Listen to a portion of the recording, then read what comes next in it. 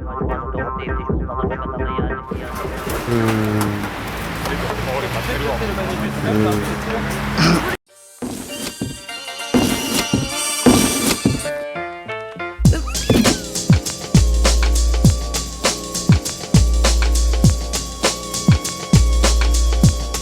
a des sans-abri, mais vous savez aussi qu'il y a des logements vides. Et voilà, c'est l'objet aujourd'hui de notre initiative Réquisition de Go. On invite les Français, les Françaises et les non-Français, les migrants et tout le monde à nous faire parvenir la liste des listes d'immeubles vacants. Si vous connaissez un immeuble vide dans votre quartier, n'hésitez pas à nous le faire parvenir. Cet immeuble est vide depuis plusieurs années. Voilà. Et bien, tous ensemble, nous demandons la réquisition des logements vacants pour eux et pour tous les sans-abri. Et surtout, écoutez-moi bien, 2 900 000 logements vacants. 2 900 000 logements vacants en France. Donc aujourd'hui, on va aller à la chasse aux immeubles vides. Sortez vos téléphones, sortez vos téléphones, sortez vos téléphones. Allez, sortez vos téléphones. Réquisition, go! Réquisition, go! Réquisition, go! Réquisition, go! Beaucoup de logements vides, il n'y a pas de distribution, il n'y a pas d'attribution. Les gens ils sont en train de souffrir dehors. Donc c'est pour une bonne cause qu'on est ici. 3 millions de logements vides et 150 000 demandes de logements. Enfin, personne qui demandait. Donc il y a une erreur quelque part. Pourquoi ils n'appliquent pas la loi et pourquoi par ailleurs ils continuent à construire des bureaux parce qu'on en voit qui prolifèrent un petit peu partout alors qu'il y en a plein d'autres qui sont toujours vides. Et à Paris, on en compte un peu plus de 100 000, 102 000, 103 000. Et sur l'île de France, aux alentours de 300 000 logements vacants. Réquisition des logements vides! Réquisition des logements vides!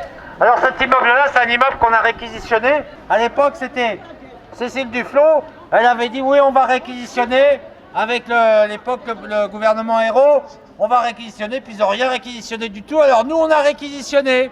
Voilà. Vous voyez, il est beau l'immeuble. Hein. Alors cet immeuble, c'est une bonne nouvelle. Ils vont en faire des logements sociaux. Donc on a gagné le relogement de tous les habitants. Et il en reste quelques-uns encore. Et 2, la transformation logements sociaux. Pour moi, tout le monde a droit à un toit. Voilà.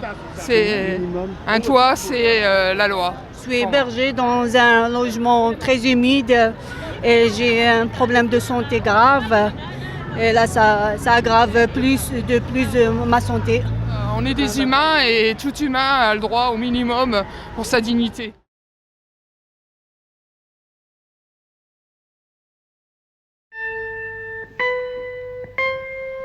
Vous en connaissez bien une idée?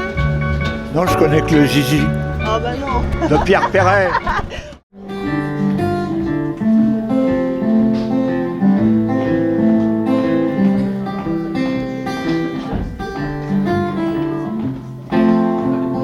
Jimmy, won't you please come home? The grass is green and there's rum. Come see Jimmy, your Uncle Jim, your Auntie Jim and your cousin Jim. Come home, Jimmy, 'cause you need a bag, and your grandpa Jimmy is still gone down.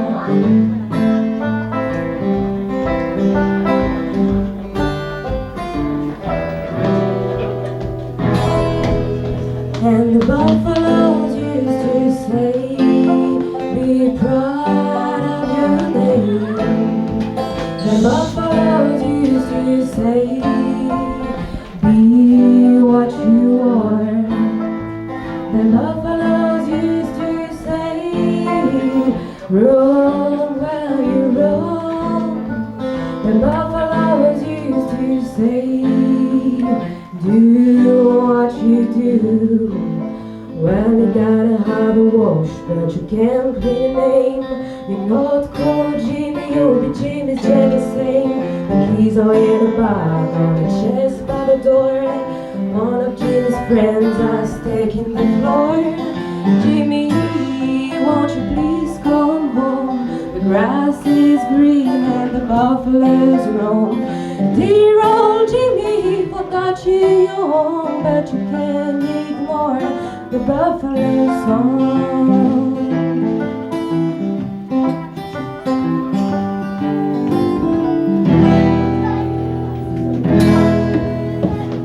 buffaloes used to say, be proud of your name. The buffaloes used to say, roam while you roam.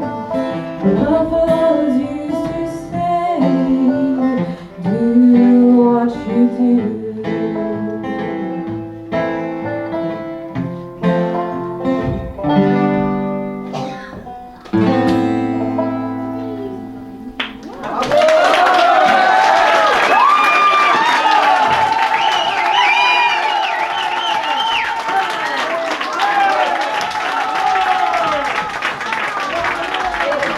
C'est le petit Shabada musique, c'est ça? Bah, je tremblais beaucoup. C'est émouvant, hein. C'est émouvant. C'est touchant, non? Je suis stressée, ouais, mais ça allait, c'était pas trop horrible. Ça se voyait pas.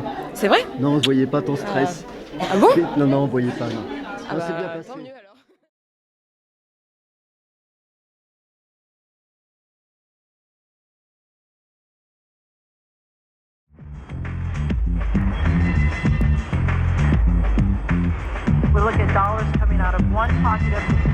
Vous êtes le candidat choisi pour les élections présidentielles ou pas? On ne sait pas. On décidera ça début novembre, mais non, je crois pas que c'est... On cherche plutôt, nous, à essayer de trouver une solution pour qu'il y ait un peu moins de candidats et une candidature de gauche qui soit plus forte que ce qui s'annonce du côté de la droite et de l'extrême droite. Aujourd'hui, il est question de vous mettre aussi à soutenir Mélenchon, non? Ça fait partie des hypothèses, mais tout ça c'est discuté et les choix définitifs vont être faits début novembre.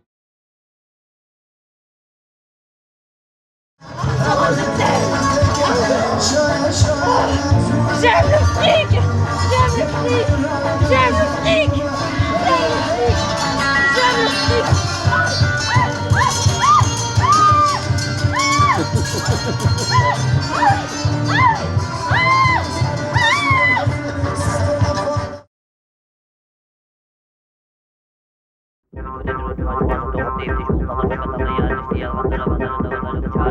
Je peux vous demander ce que vous pensez des élections aujourd'hui aux États-Unis, si vous avez un avis? Je suis américain. Oui, je suis très triste aujourd'hui. Very sad. J'ai pensé que c'est Hillary, bien sûr. Oui. Ah, je suis très déçue, moi, des résultats. Vous êtes déçu, vous pensez quoi? Bah, je vais miser sur la Miss Hillary. Bah, en fait, ça m'a pas fait grand-chose. J'ai du mal à savoir si ça va changer quelque chose. Donc, je disais non, mais t'inquiète, ça va, Hillary, elle va gagner. Bah voilà. Finalement, non, les chocs et la surprise ce matin. Bah, je suis pas prête d'aller aux États-Unis. Hein. D'accord. Mais je pense que c'est triste. C'est triste. Franchement, je m'y attendais pas du tout. C'est ça. Je suis atterrée. Franchement, je pensais pas du tout qu'il allait passer. Mais là, je suis encore sous le choc. Là. Écoutez, je trouve que c'est un vrai scandale. C'est révoltant, c'est hallucinant. Enfin, il n'y a pas de mots, c'est vraiment écœurant. Franchement, je pensais que ça allait pas terminer comme ça. J'aurais jamais pensé qu'il serait élu. Franchement, non. Pas du tout. Oui, c'est triste parce que ça voit que les discours de la haine a prévalu, quoi. Il a des mots très durs quand même, vis-à-vis des musulmans surtout. Quand même, c'est honteux voilà, avec le nombre de musulmans qu'il y a aux États-Unis. Je sais pas, mais je sais pas. Moi, je serais américain, j'aurais honte quand même. Qu'il est inculte et qu'il est raciste, misogyne. Est-ce qu'il faut d'autres adjectifs? C'est choquant que dans un pays dont les leaders sont l'un des plus importants du monde, un discours tellement agressif et radical. Il y a la façade, ce qui montre. Il ne faut pas oublier qu'il a tout un parti derrière lui qui est bien organisé, qui a le Congrès, qui a le Sénat. Il n'est pas tout seul, donc il a peut-être des choses en tête, mais est-ce que ça va se passer? Par contre, il y a le Congrès, il ne fera pas ce qu'il veut quand même, hein, ce type. On va le remettre un peu on va lui rabaisser un peu son caca et ça lui fera pas de mal. Voilà, excusez-moi, je suis un petit peu remontée. Je suis anglaise. Alors c'est une continuation. Le Brexit, oui. Je crois que c'est un discours que se diffuse un peu partout dans le monde. Donc je ne sais pas si ça serait décisif, mais peu à peu, il y a un discours qui est diffusé. J'aurais préféré Hillary, j'aurais préféré n'importe quoi. Je suis écœuré. Ouais, je sens mal les choses. Marine Le Pen, bah, évidemment, elle tire les marrons chauds, comme on dit, dans l'expression populaire de la situation. Si les Américains, comme c'est eux, c'était déjà les rois du monde. Donc si dans leur pays c'est la merde, donc ça va se propager au monde entier. Mais le problème c'est qu'on va avoir un résultat, on le sait déjà à l'avance, c'est Juppé en face de Marine Le Pen. Voilà, on va être obligé de voter ce qu'on n'a pas envie de voter, quoi, en fait. Je préférais voter Blanc que voter Le Pen, quoi. Moi je connais des gens de gauche qui vont voter Marine Le Pen. Hein. We're sorry for the world, not just for America.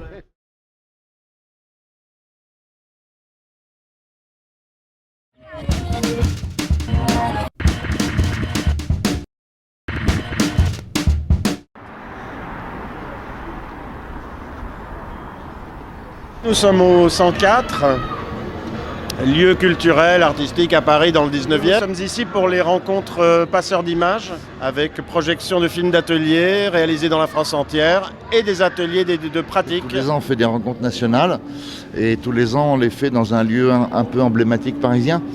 L'année dernière on était au Doc. L'année d'avant à la Gaîté Lyrique, on a été à la Maison des Métallos, à Beaubourg. Et donc là, il y a des ateliers d'éducation à l'image, ils font des affiches, ils font du montage avec la Mashup. En général, on est là pour parler d'éducation à l'image et d'outils qui permettent de mieux comprendre le cinéma, de mieux comprendre les images. On est à la fois dans les outils et des pratiques différentes. Ça sert à comprendre qu'une image est toujours fabriquée, qu'il y a toujours une intention derrière l'image. Et ça sert à apprendre comment ça fonctionne le cinéma. Oui, j'ai fait un film, ouais. En gros, c'est sur les bruits de Brest. On prend plein de sons, on filme et on prend des sons et on les mélange après en fonction de ce qu'on a fait. Je suis étudiante en cinéma et je m'intéresse à l'éducation à l'image justement. Je voulais voir les différents outils et comment ça se passait. C'est important d'apprendre à la population, quelle qu'elle soit, comment on lit des images. Vu qu'on est submergé d'images. Juste à travers les portables, les tablettes, les ordinateurs, même des cours d'histoire, ce qu'on voit tout le temps, de vraiment apprendre à analyser, à avoir un recul justement. L'éducation à l'image, ça a toujours été important parce que on est confronté à des images et du coup savoir les décoder, être peut-être moins manipulé par les images, ça m'a toujours semblé très important. Et depuis plus petit on le fait, je pense que c'est mieux, ça donne des outils à chaque personne de justement pouvoir analyser et ne pas être manipulé aussi.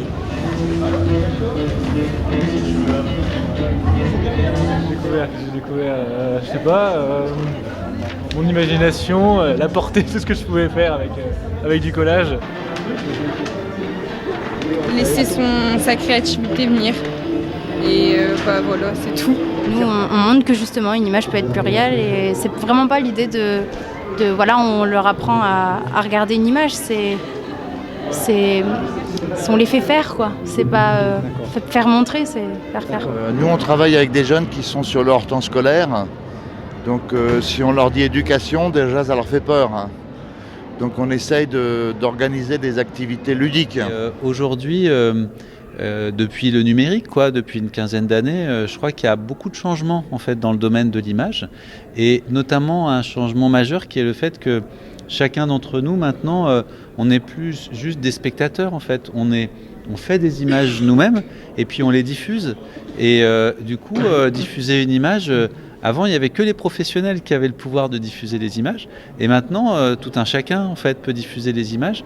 Et du coup, on est tous face à une responsabilité plus grande finalement qu'avant. Et donc, je pense que l'éducation à l'image qui avait avant pour objectif de nous aider à décoder les images, je pense que pour aider des spectateurs, on va dire, maintenant, l'éducation à l'image, elle a pour but d'aider des producteurs, des diffuseurs que nous sommes tous. Essayez de trouver une histoire à partir de 5 ou 6 cartes. D'accord. Et après, on rajoutera la dimension sonore. D'accord. Donc allez-y, je vous laisse chercher. Alors ça, c'est un outil que j'ai inventé qui s'appelle la table Mashup et il permet d'apprendre le montage sans utiliser d'ordinateur. Alors c'est un gros mensonge que l'ordinateur il est juste là, à côté. Mais en fait, on ne touche pas au clavier, on ne touche pas à la souris, on n'a pas l'impression d'utiliser un logiciel. On utilise ses mains, on utilise ses oreilles, ses yeux et on invente d'autres histoires. Donc ça s'appelle du mash-up, parce qu'en anglais, to mash up, c'est faire de la purée. Là, on fait de la purée de film. On prend des gros morceaux d'œuvres qui existent, et à partir de là, on fait une nouvelle œuvre, et complètement délirante, ou pas d'ailleurs. Pas utiliser de clavier ou de je sais pas, de souris, juste poser des images. Comme dit, l'idée de purée, je trouve ça super. Et puis les images sont aussi un peu délirantes, ça fait un peu trash, old. avec les bruitages, on peut bien délire en fait. Ça peut faire un truc aucun sens, mais c'est ça qui est marrant. En gros, on peut s'approprier les images, en faire autre chose. Et ça permet de voir à quel point on peut manipuler les images, à quel point l'image nous manipule, et à quel point, par l'image, on peut exprimer quelque chose, pas simplement en tournant, mais aussi en assemblant. Jouer ensemble, faire des choses ensemble, et bien du coup, on va chacun par soi-même apprendre. Et on s'éduque soi-même. Il n'y a pas quelqu'un qui sait mieux que nous comment on doit être.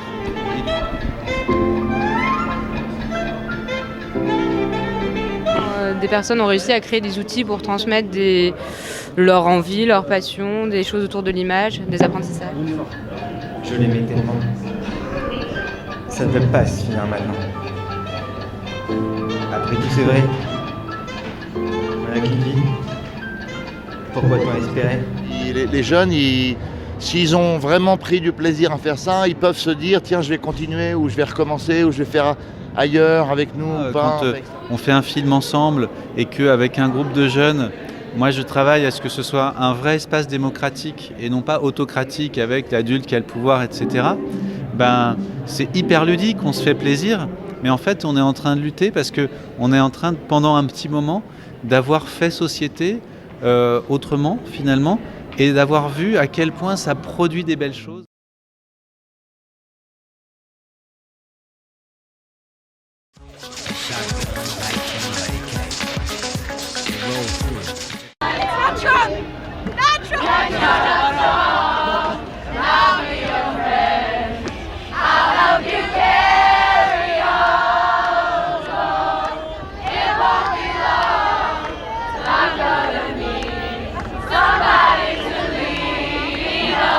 Je suis là pour l'espoir que les grands électeurs vont voter pour Clinton. Pour moi, l'élection n'est pas terminée. L'élection est terminée une fois qu'ils ont voté. Et je suis là pour les encourager d'avoir le courage de le faire. Mais il ne faut pas trop rêver. Ce qu'il faut faire, c'est que pour les 4 années à venir, il faut résister chaque fois qu'il fait n'importe quoi contre les libertés des Américains. Brexit, Trump, Le Pen. Jamais 203. J'espère qu'on peut casser le fil. Il faut absolument qu'on n'a pas Madame la Présidente. Vraiment. L'Amérique ne sera pas grande avec la haine. Nous sommes contre la haine et tout ce que représente Donald Trump. Et si un autre Français me dit « Oh, ça va jamais arriver ici », oh my God, I'm gonna slap him. Votez. Je suis venu pour protester contre Donald Trump, pour tout ce qu'il a dit, tout ce qu'il a pu tenir comme propos. Et voilà, on est tous solidaires avec le peuple américain, même à Paris et partout dans le monde, on est contre Trump. Toute sa campagne présidentielle, il a attaqué sans cesse des minorités, des groupes vulnérables. Et aujourd'hui, on est là pour montrer notre solidarité avec ces groupes. Et c'est une marche contre la haine, pour la solidarité et pour l'amour. On est en France, en mai, il y a les élections, du coup il faut aussi tous empêcher ce qui s'est passé aux États-Unis, en France. Mike Pence wants to attack the rights of women and gay people in America, and I think he's a dick, and I'm planning to bully him for the next 4 years. Fuck you, Mike Pence! Don't grab my... C'est une réponse à toutes les bêtises qu'il a dit Donald Trump. There is no way that there can be a prolonged peace, a lasting peace, if there is still bitterness, if there has not been justice served. Je suis venue parce que je trouve ça vraiment important et que c'est une vraie catastrophe et j'ai peur de l'effet domino ici. J'ai soutenu mes amis américains sur Facebook, on m'a accusé de véhiculer la haine. Get him out of there! Bump the Trump, dump the Trump, bye Trump, kick him. We hate Trump, we despise Trump, we spit on Trump, we loathe him. We just say bump the Trump. We're gonna give him the benefit of doubt. You know, you got to see what he gonna do. But what scares us is the company that he keeps. The people that surrounds him, that's sitting in his cabinet that he wants to appoint.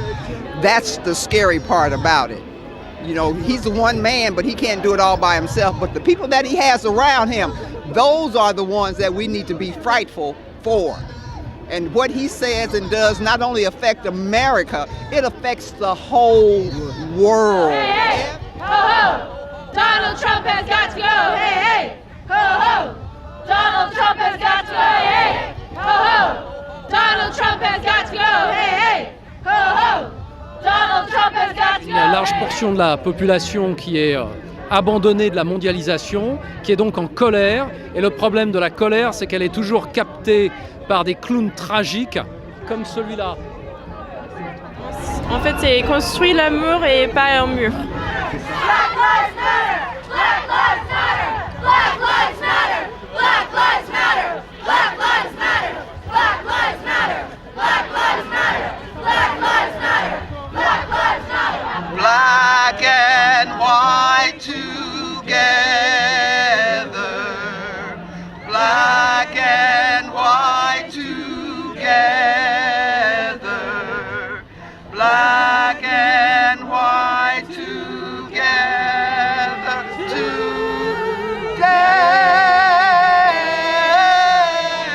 Oh, deep in my heart, I do believe we shall overcome today.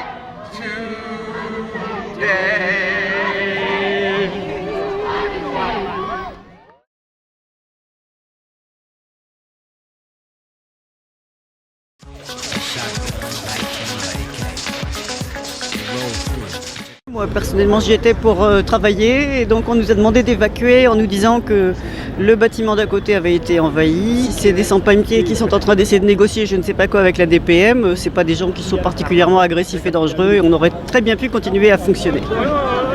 Arrêtez de filmer l'action des forces de l'ordre. C'est pour demander la régularisation des sans-papiers. C'est des travailleurs sans-papiers, je n'en vois pas pourquoi ils ne sont pas régularisés. C'est des gens honnêtes et travailleurs. Mais comme il y a des problèmes de régularisation, ils sont venus occuper cette place pour dire non à la loi El Khomri et d'essayer d'être reçus dans un guichet unique pour obtenir l'autorisation de travail. Je pense que la présence des CRS, enfin des forces de l'ordre, on va dire globalement, puisqu'il y a les deux, police et gendarmerie, sont quelque part plus risqués que la présence des personnes qui venaient demander des régularisations, je suppose, à la DPM. Vu le nombre d'agents de la police ou de la gendarmerie qui sont là, je pense qu'ils sont effectivement tout à fait en excédent par rapport à ce qui serait peut-être utile à titre de prudence, mais le fait de nous interrompre et de nous obliger d'arrêter de travailler me paraît tout à fait inconsidéré par rapport à la réalité de ce que pouvait être la démarche des personnes demandant une régularisation. Ben là, on est sortis de nous-mêmes parce que, bon, comme tu le vois, vous avez hors de virer tout le monde. Il y avait quand même pas mal d'enfants. Bon, on a la garantie que on va être reçu là par le ministère. Hein. Voilà, donc c'était à choisir. Bon, la décision collective qui a été prise par tous les camarades, c'était parce qu'il y a deux solutions. Soit on s'en va et on est reçu à Grenelle, donc au ministère, soit on reste et on est évacué. Ben, on voit bien que là, ils rigolaient pas parce qu'il y a du monde hein, quand même. Et à ce moment-là, personne ne sera reçu. Je demande les papiers, c'est tout pour vivre comme vous. Monsieur, nous, on veut juste la régularisation. C'est juste ce qu'on veut. Tous les dossiers sont là-bas sur le ministère. C'est le même ministère qui est là jusqu'à présent. Donc, ils savent. Il a dit rapidement, lui, il n'accepte pas ça. Donc, si on veut négocier avec lui, il faut qu'on libère les bâtiments, on sort tous. Et la délégation va être reçue à Grenelle au ministère. C'est pas tout de suite là, on sait pas, on attend Thomas qui est là chez ZT parce que c'est lui qui était en contact avec lui quoi. Donc s'il nous dit c'est ce soir, on va aller. Évidemment, on n'est pas encore sorti de l'auberge, il y a encore quelques petits mourons à se faire. Hein.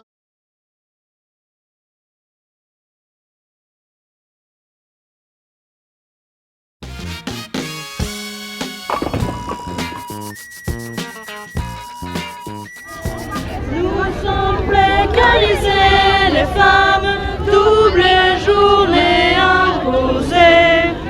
Levons-nous femmes latinas pour celle de Ciudad Juárez, debout l'Amérique latine. On a place Bastille.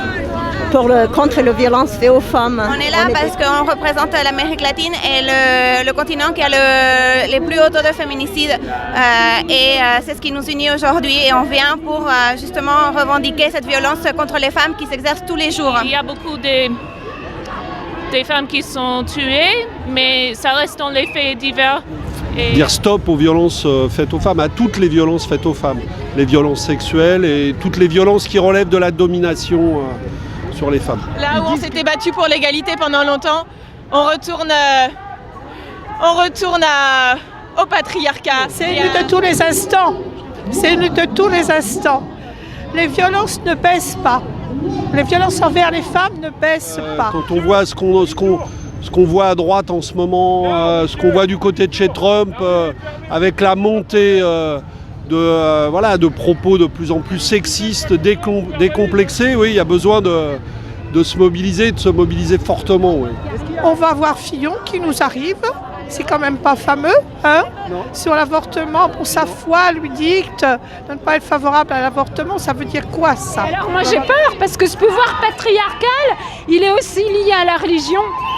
Et là, avec Fillon, Juppé et compagnie qui se battent sur « je suis plus proche du pape que toi », et ben c'est ça qui nous revient dans la gueule. Avec l'élection aux États-Unis, ça fait vraiment peur parce que c'est vraiment le machisme et les choses sont en train d'empirer, les femmes sont en déni et ça fait peur. Hein?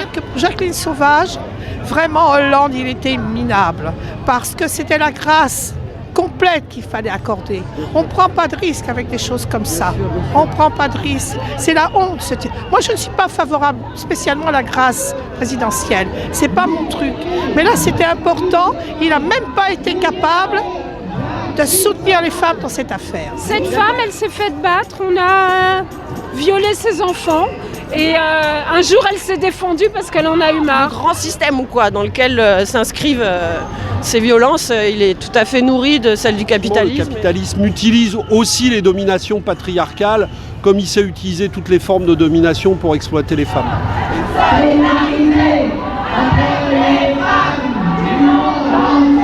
Et c'est ce qui me fait peur avec Fillon, El Khomri et compagnie, parce que quand on s'attaque à la sécurité sociale, qu'on s'attaque au travail, on s'attaque aux plus précaires et donc aux femmes.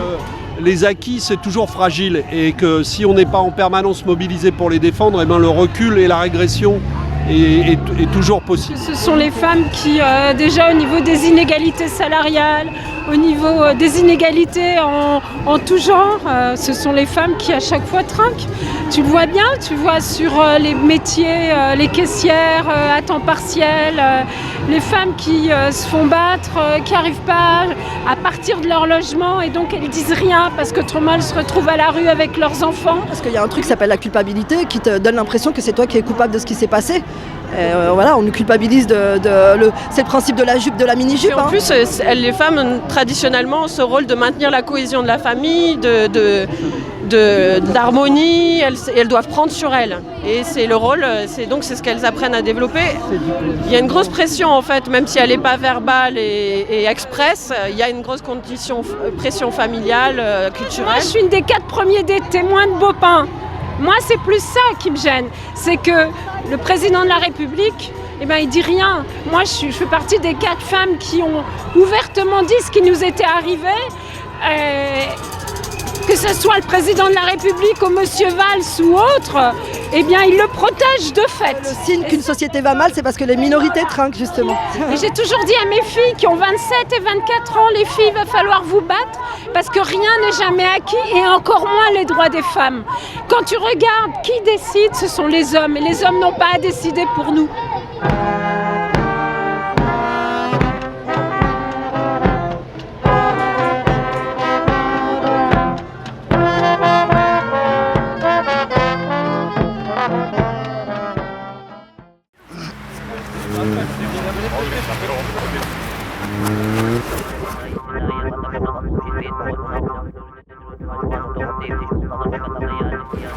Mmh.